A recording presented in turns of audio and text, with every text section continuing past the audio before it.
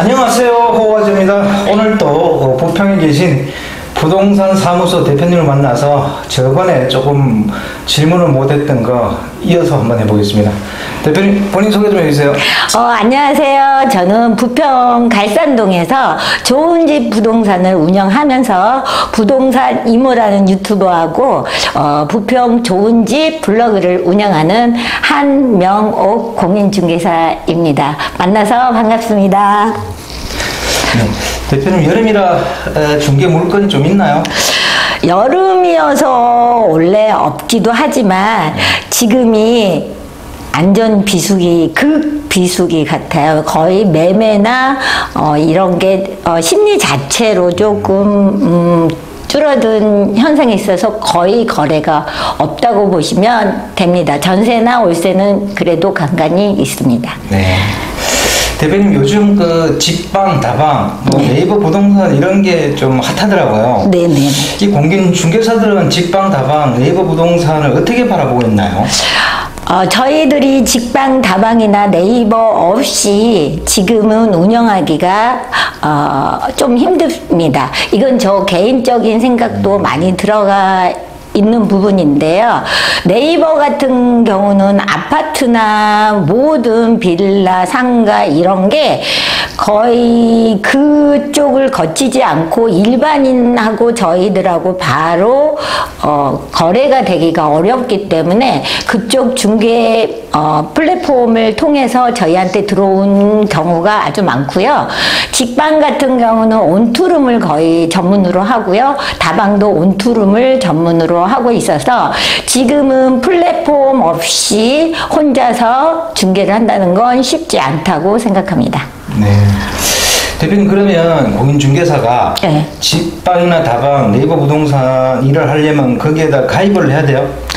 네, 가입을 하고 이 네이버나 직방이나 다방이나 그 중간에서 이 가입을 도와주고 올리는 걸 도와주고 또 소비자와 검증 관계를 도와주고 그런 거가 있거든요. 그거를 통해서 저희가 꼭 가입 건당 얼마 이런 식으로 해서 종류별로 또 가격도 다 달라요.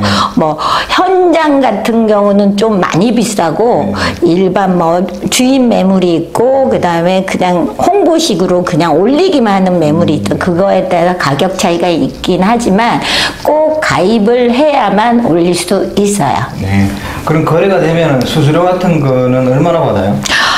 네이버에서는 안 받아요. 네이버나 직방, 다방은 그걸 올릴 때 이미 저의 수수료 겸 건당 몇 건으로 이렇게 올라가기 때문에 거래가 된 거에 대해서는 따로 받진 않지만 오늘 올렸다가 내일 없어져도 어차피 올리는 건 똑같기 때문에 그 가격은 똑같이 가고 있어요.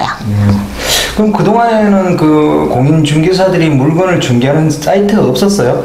아니, 그게 지금 직방, 다방이랑 네이버가 꽤 오래됐어요. 예. 저는 이제 이쪽 일을 하는 게 한 10년 정도 됐는데 그때도 지금도 계속 네이버는 진화를 한 거죠. 초기에는 좀 간단한 것도 올라오기도 하고 우리끼리도 밖에 막 벽보식으로 붙이기도 했지만 지금은 벽보를 보고 오는 시대가 아니라 미디어가 워낙 발달이 됐잖아요.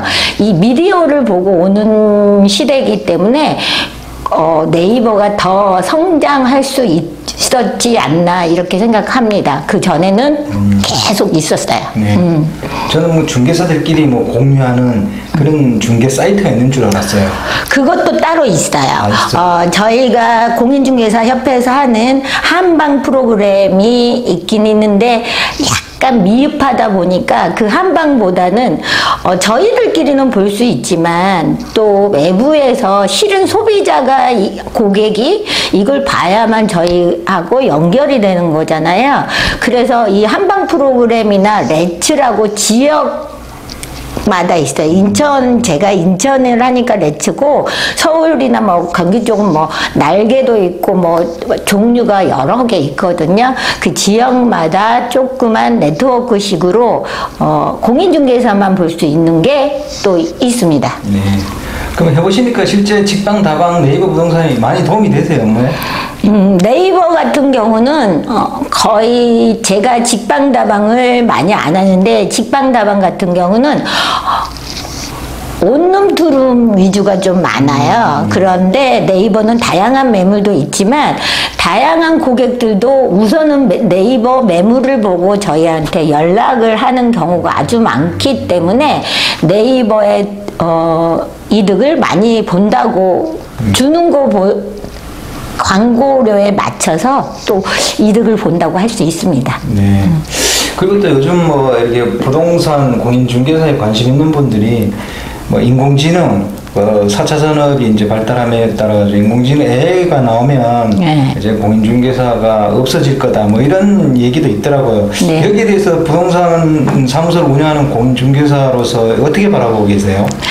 앞으로는 AI나 인공지능이 엄청나게 더 발전을 많이 할 거고 거기다가 앱도 많이 지금 많이 발견도 되고 뭐 반값 이런 중개 수수료 뭐 이런 것도 나오고 많은 게 발전이 되기는 하지만 반값이 어느 정도 확 하다가도 말았던 이유가 실은 인공지능이든 뭐든 마지막에는 누가 가야 돼요?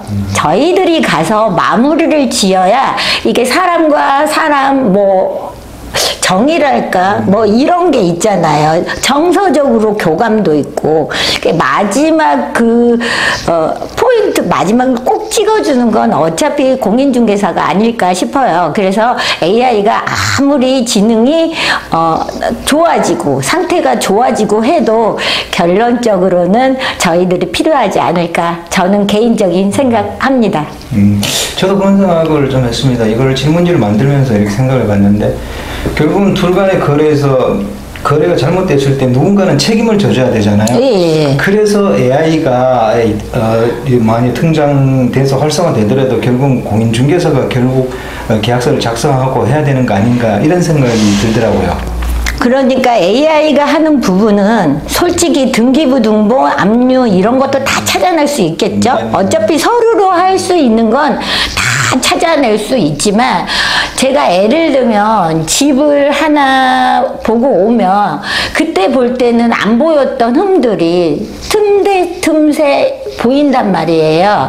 그 틈새를 또 서로 조율해주는 예를 들면 임대인과 임차인의 조율이 누군가 계속 해줘야 되는데 이게 AI가 할 수 있는 부분이 아니에요. 그런 부분은 예를 들면 뭐 갑자기 날짜 맞추는 것도 그러고 이게 이걸로만 워드나 뭐 AI로만 해서 이게 조율이 쉽게 되지는 않거든요. 그래서 결론적으로는 저도 아까 얘기했듯이 저희 공인중개사는 이게 AI가 아무리 많이 발전을 한다 해도 이게 끝까지 가지 않을까 공인중개사는 이렇게 생각을 합니다.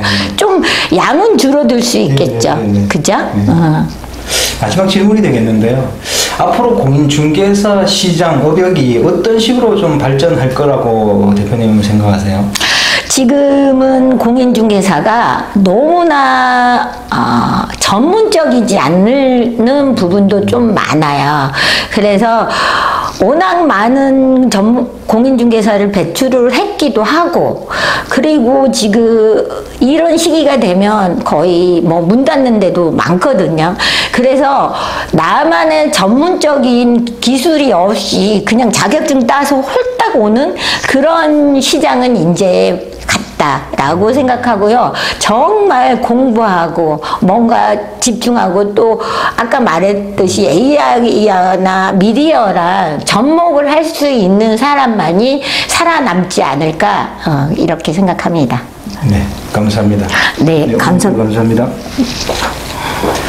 자, 오늘 부동산 대표님을 만나서 직방, 다방, 네이버 부동산과 앞으로 4차 산업 시대가 도래함에 따라 AI에 대한 부동산 시장에 어떤 미치는 영향에 대해서 한번 얘기를 해봤습니다.